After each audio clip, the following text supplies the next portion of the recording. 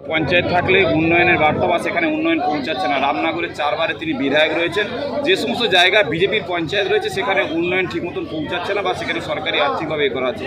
নিজে একজন প্রধান কীভাবে কাজ করছেন? অ্যাকচুয়ালি উন্নয়ন যদি দেখতে হয় তাহলে দেখতে হবে যেগুলোতে বিজেপি শাসিত পঞ্চায়েত আছে সেখানে যেতে হবে, কারণ যেখানে বিজেপি শাসিত পঞ্চায়েত তাদেরকে হাজারো প্রতিবন্ধকতার মাঝখানে রেখে আমরা কিন্তু এই পূর্ব মেদিনীপুর জেলায় বহুবার আমরা কিন্তু নিজেদের স্থান দখল করেছি, বহু অ্যাওয়ার্ড পেয়েছি এবং এই শুধুমাত্র অ্যাওয়ার্ড পাওয়া সম্ভব আজকের যারা বুথের কার্যকর্তা, যারা মূল শক্তি, সেই সংগঠনের নেতৃত্ব আজকে যারা উপস্থিত হয়েছে তাদের দ্বারাই সম্ভব। এবং আগামী দিন বিজেপি শাসিত সমস্ত পঞ্চায়েত, 17টা গ্রাম পঞ্চায়েত আছে রামনগর বিধানসভা, 17টা গ্রাম পঞ্চায়েত বিপুলভাবে জয়যুক্ত করে আমাদের ডক্টর চন্দ্রশেখর মণ্ডল রামনগর বিধানসভা আমরা জয়যুক্ত করব।